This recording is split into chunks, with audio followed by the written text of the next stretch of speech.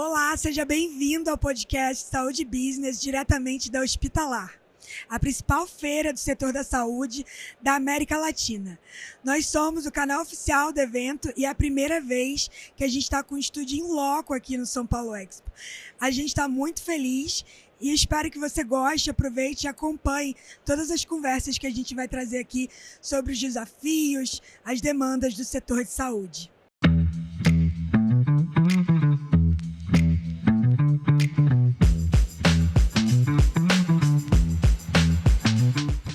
A Hospitalar é há mais de 30 anos o ponto de convergência estratégico para discutir os rumos do setor.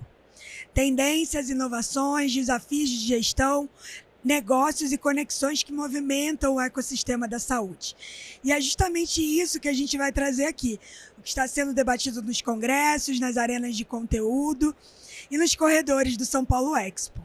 Para a nossa estreia aqui na Hospitalar, a gente vai falar sobre um tema bastante quente e recorrente, que é a sustentabilidade do setor de saúde. E para falar sobre esse assunto, ninguém melhor do que Antônio Brito, diretor executivo da ANAP, Associação Nacional de Hospitais Privados. Brito, seja muito bem-vindo, muito obrigada pela sua presença. Obrigado pelo convite.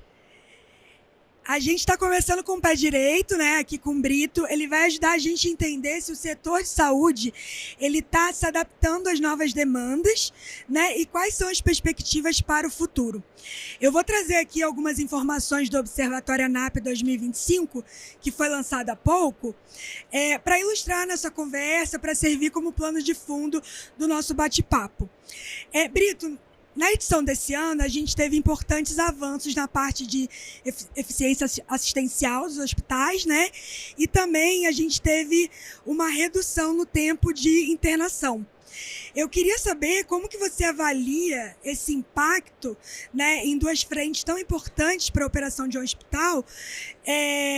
Como é que avalia esses resultados na sustentabilidade dos hospitais e como que isso interfere na qualidade da assistência prestada ao paciente, mesmo num cenário com bastante desafios financeiros?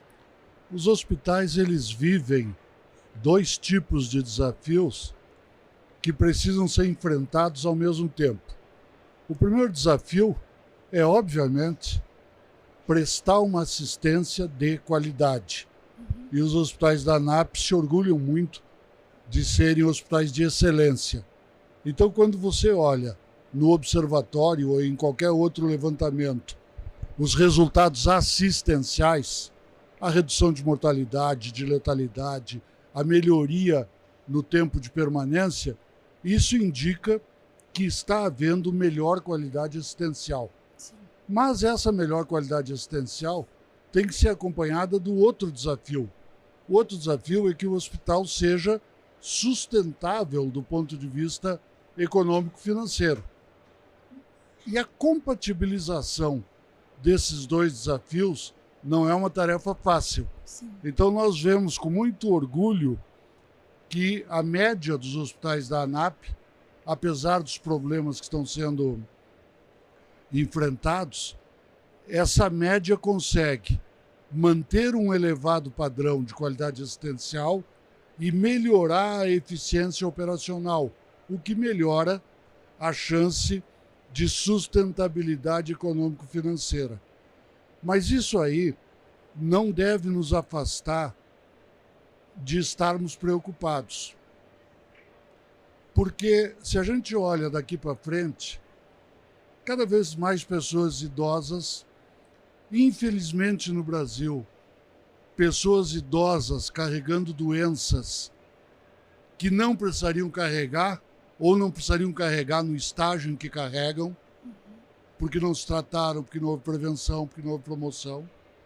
Isso estabelece uma demanda muito grande, mas cada vez mais uma demanda com um custo maior. Sim. Então, o Hospital do Futuro, ele cada vez tem doenças mais complicadas para oferecer uma boa assistência e doenças cada vez mais caras de tratar. Esse é, ao mesmo tempo, o fascínio e o desafio de um hospital.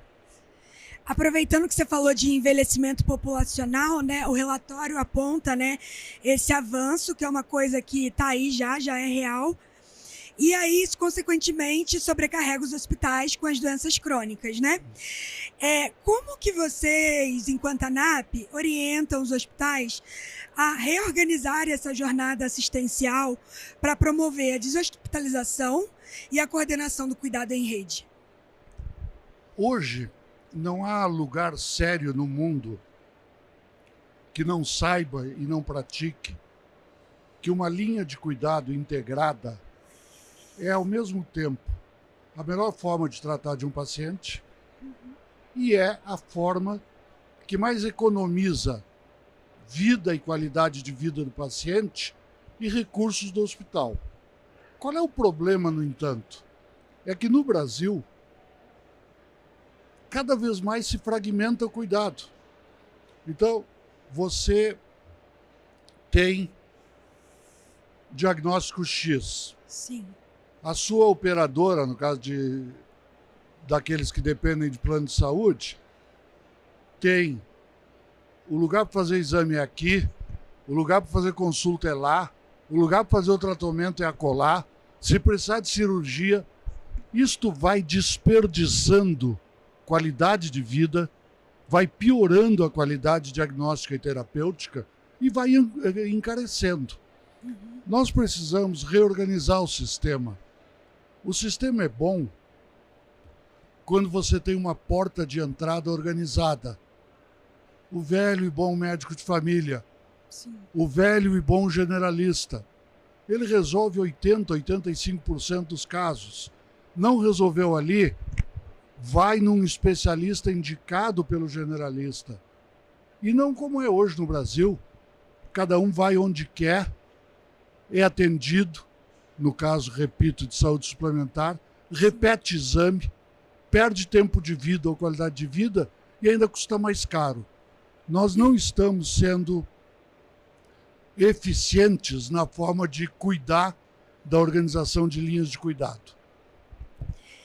E falando ainda um pouco de eficiência operacional, a gente sabe que isso está diretamente ligado à capacitação e retenção de profissionais qualificados. Quais iniciativas vocês acreditam que devem ser adotadas para atrair e manter esses talentos no setor de saúde, especificamente nos hospitais, dada todos os desafios financeiros que a gente enfrenta hoje na parte hospitalar? No mundo todo, há uma crise, por exemplo, para encontrar enfermeiros e enfermeiras.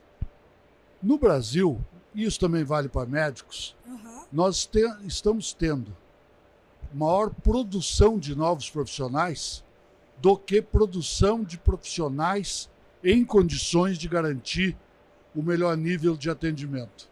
Os nossos médicos estão se formando, na maior parte dos casos, sem fazer residência, sem um conhecimento prático.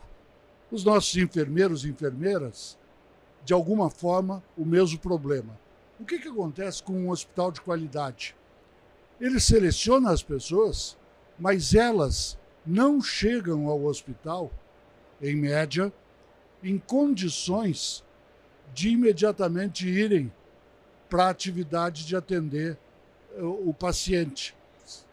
Então, tem todo um trabalho interno de receber e ensinar o que as faculdades não ensinaram. Sim. E esse é um problema que o Brasil precisa enfrentar. Nós todos queremos mais médicos, nós todos queremos mais enfermeiras e enfermeiros, mas não adianta isto se não vier acompanhado da certeza de que aquela pessoa está qualificada para cuidar de vidas humanas. E esse é um problema grave. Veja, todo mundo se queixa que estão sendo solicitados muitos exames. Grande parte disso é pela insegurança do médico. O médico bem formado, ele conversa com você, ele lhe observa, ele faz um exame. Ele toca, né, no paciente. E ele geralmente identifica o problema. O médico inseguro, 40 exames, 60 exames, 80 exames, Então, esse é um problema, você tocou num problema muito, muito grave que o sistema de saúde está enfrentando.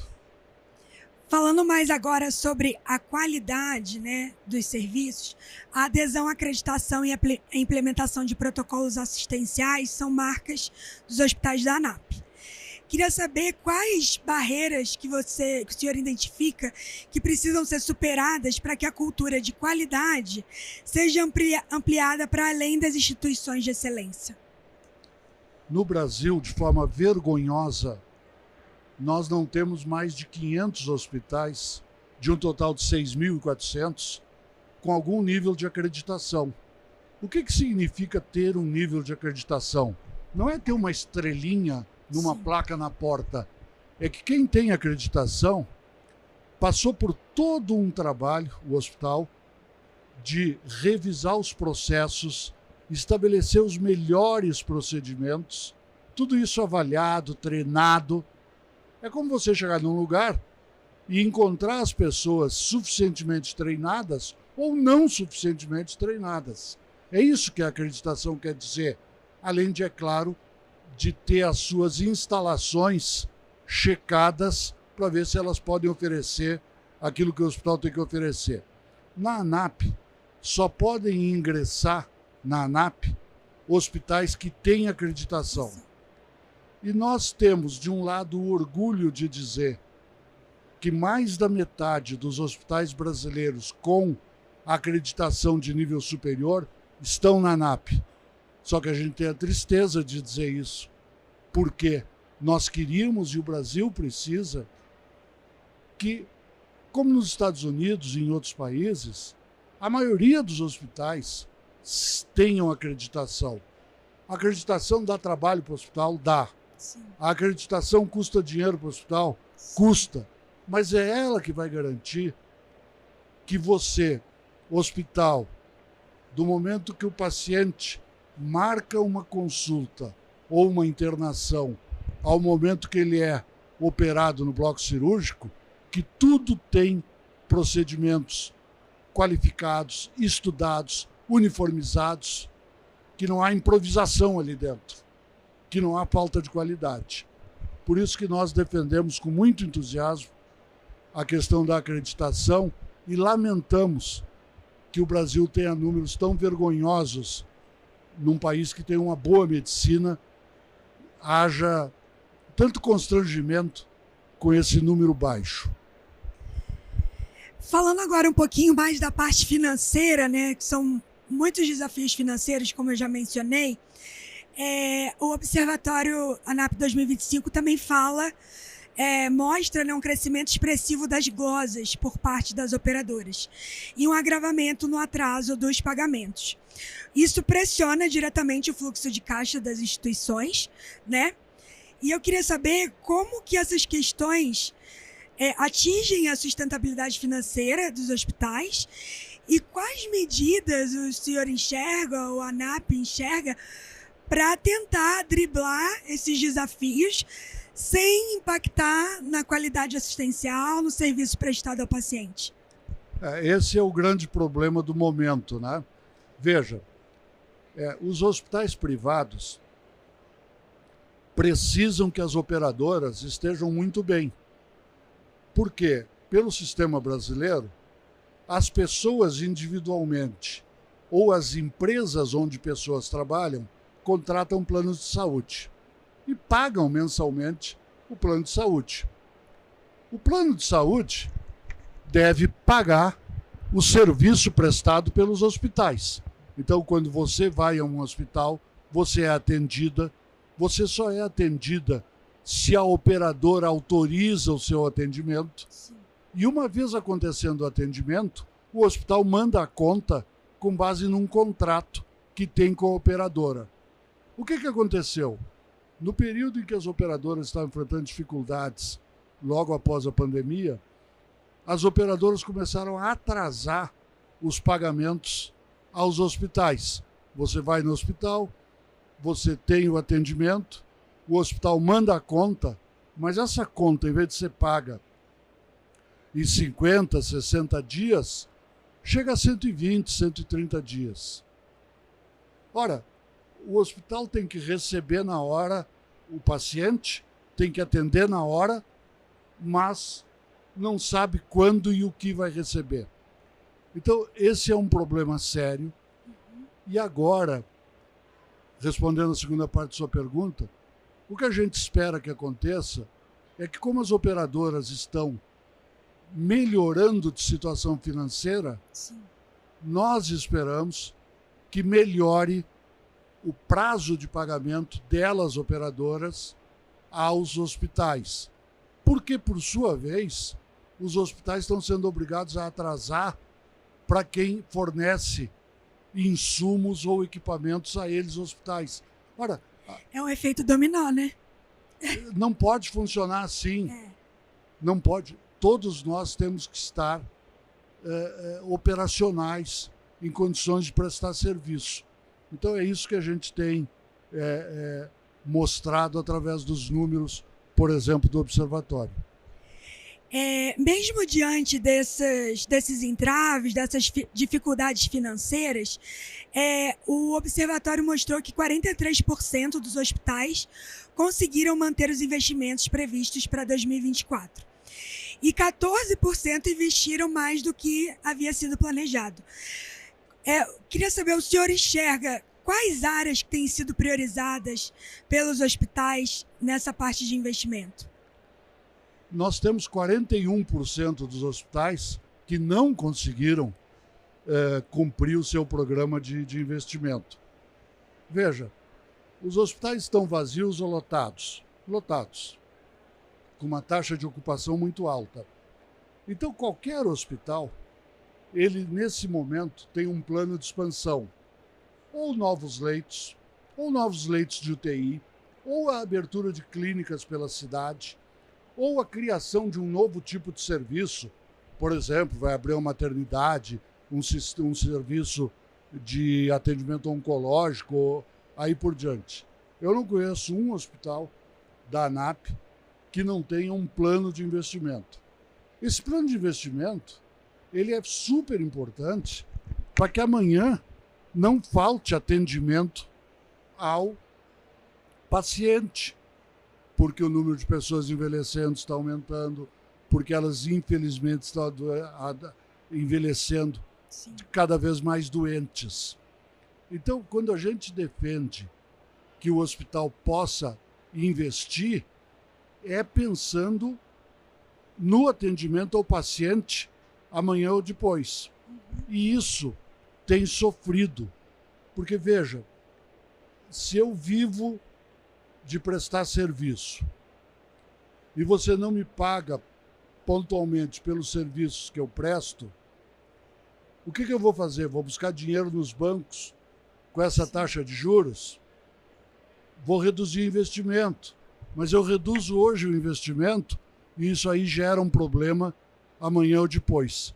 E nós esperamos que isso se resolva e que as operadoras, já que estão melhorando os seus resultados, melhorem a forma como fazem o pagamento aos hospitais pelos serviços por eles prestados.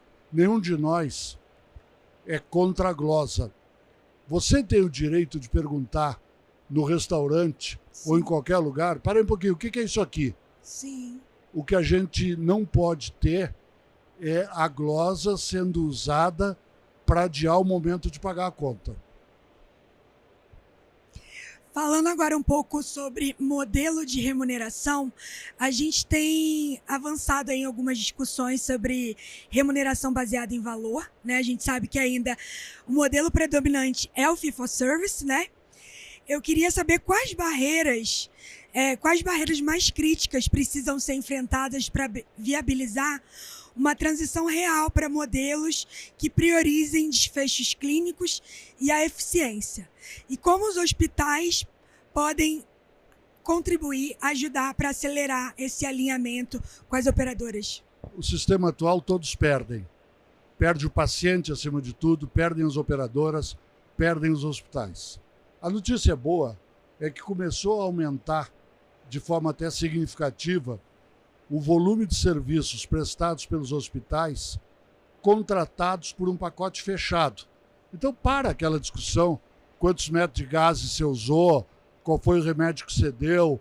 Não, eu vou oferecer o pacote de um parto e eu cobro tanto pelo parto. Sim. A notícia boa é que está aumentando. Qual é a notícia ruim? É que está aumentando muito devagar. Por que aumenta muito devagar?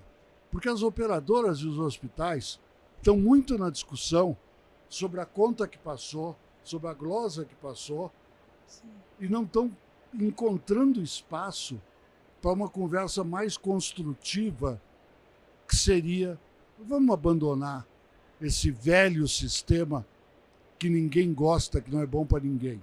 Eu sou otimista.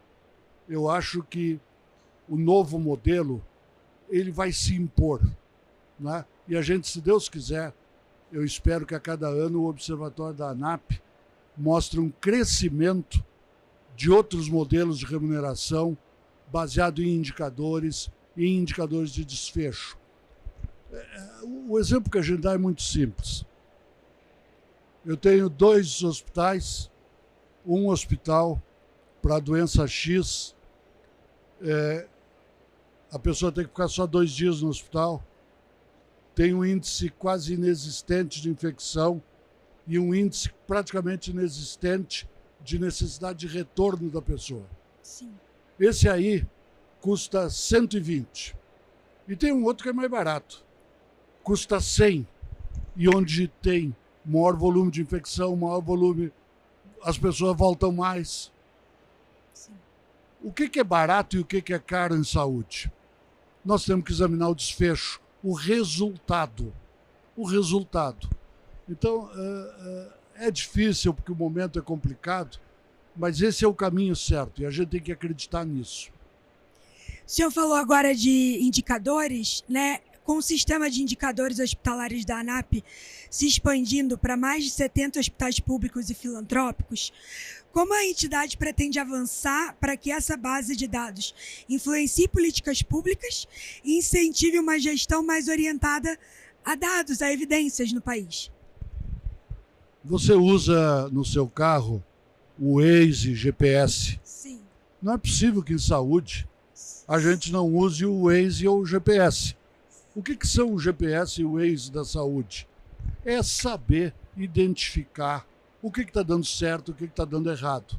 Uhum. Para saber isso, tem que medir. Então, os indicadores, eles permitem avaliar 275 diferentes atividades dentro de um hospital e comparar com hospitais da mesma especialidade, da mesma região, do mesmo tamanho. É o GPS da gente, para dizer: olha, o meu problema está aqui. Olha, aqui eu estou forte, aqui eu estou frágil. A ANAP desenvolveu esse sistema desde 17 anos atrás e a gente entende que não tem nenhum sentido defender que os indicadores sejam usados apenas em hospitais privados.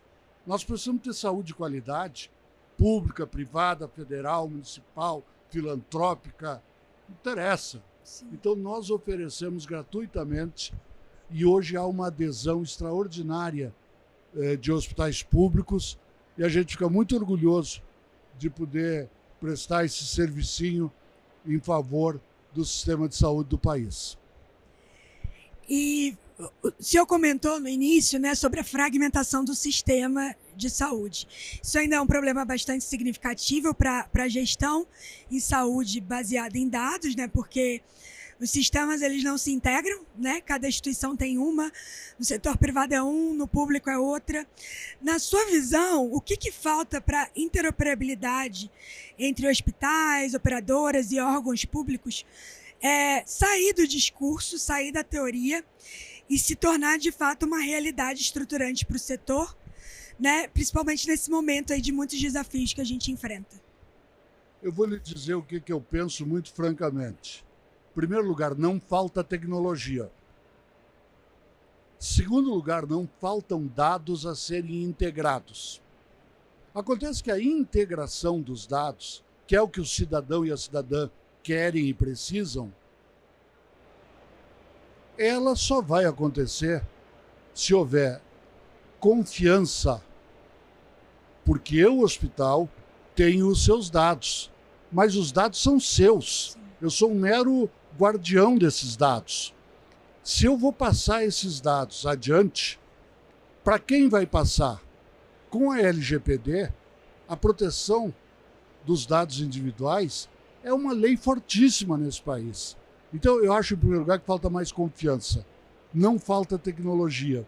E falta um grande entendimento que envolva SUS, setor público, setor privado. O que eu posso te garantir é que mais de 90% dos hospitais da ANAP, da porta do hospital para dentro, estão com quase tudo pronto. O que falta agora é que nem a luz na sua casa.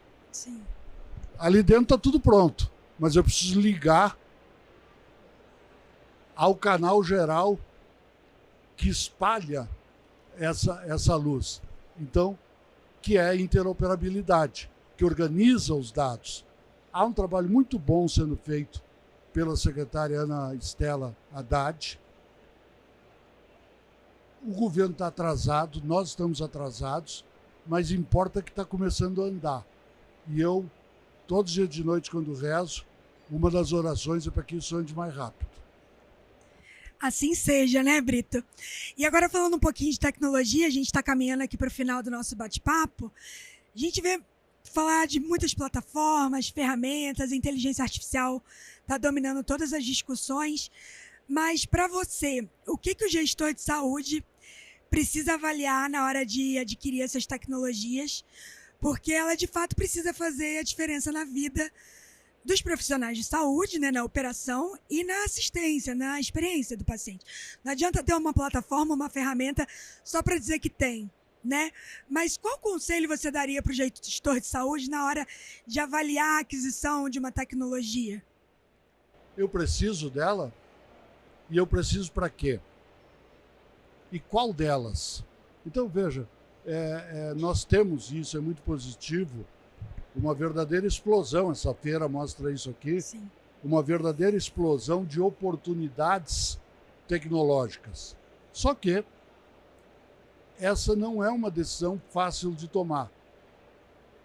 Eu preciso, qual a aplicação num hospital com as características do meu hospital? Quais as consequências de aplicar essa tecnologia? Né? Então, eu acho que esse é um momento que está acontecendo já nos hospitais, e aos poucos tem que acontecer em todos os hospitais. Como a gente diz para o consumidor comum, não compre por impulso, né? Sim. Eu preciso mesmo? Para que eu preciso? Como é que eu vou usar? Quais as consequências do uso? O que vai mudar o meu hospital? Vou lhe dar um exemplo concreto. Tem muito hospital aí que fica sonhando com o robô que faz não sei o que na cirurgia, com o equipamento super sofisticado, e que ainda continua tendo o agendamento de internações ou prontuário parte feito à mão, ou parte feito pelo sistema X que não conversa com o sistema Y. Então, é aquela lição da avó da gente. Vamos subir o degrau, vamos subir a escada, degrau por degrau. Há muito desperdício de oportunidade no uso operacional de tecnologia para melhorar os processos, para torná-los mais eficientes e menos custosos no sentido financeiro. Né? E, obviamente, existem oportunidades inacreditáveis do ponto de vista da ciência. Mas eu sugeriria que os gestores de hospitais se fizessem muitas perguntas para poder realmente aproveitar essa maravilha que é a revolução tecnológica. E conta pra gente o que a ANAP está preparando aqui para o Hospitalar. A gente sabe que tem uma programação especial, mas o que o pessoal aqui do Hospitalar pode encontrar no Congresso da ANAP? Nós escolhemos 2 temas para esse ano que tem muito a ver com a nossa conversa. Como tentar organizar melhor a incorporação de tecnologia, vai ser amanhã, e como proteger e estimular melhor o ambiente de formação e retenção no caso da enfermagem. Então são os dois eventos que a gente programou para 2 dias da Hospitalar.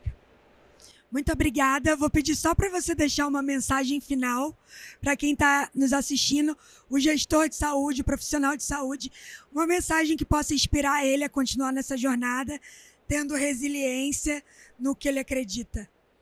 Olha, eu gosto de brincar dizendo que, já que decidiram entrar para o setor de saúde, enfrentem o desafio, sabendo que é um desafio lindíssimo de assegurar vida e qualidade de vida, com desafios que a gente conversou aqui e tantos outros. Evidentemente, nem cabe o desespero diante das dificuldades, nem cabe a ingenuidade de achar que não há dificuldades. Sim. O sistema avançou no Brasil, ele é melhor do que era há 30 anos, mas, como eu gosto de dizer, ele tem que se organizar para os próximos 30 anos. E aí a gente está um pouco atrasado. Muito obrigada, Brito, pela presença. Foi uma honra, viu? Obrigado. E a você que nos acompanha, muito obrigada. Obrigada pela companhia e audiência. Você pode acompanhar a cobertura completa da Hospitalar no site Saúde Business. Até o próximo episódio.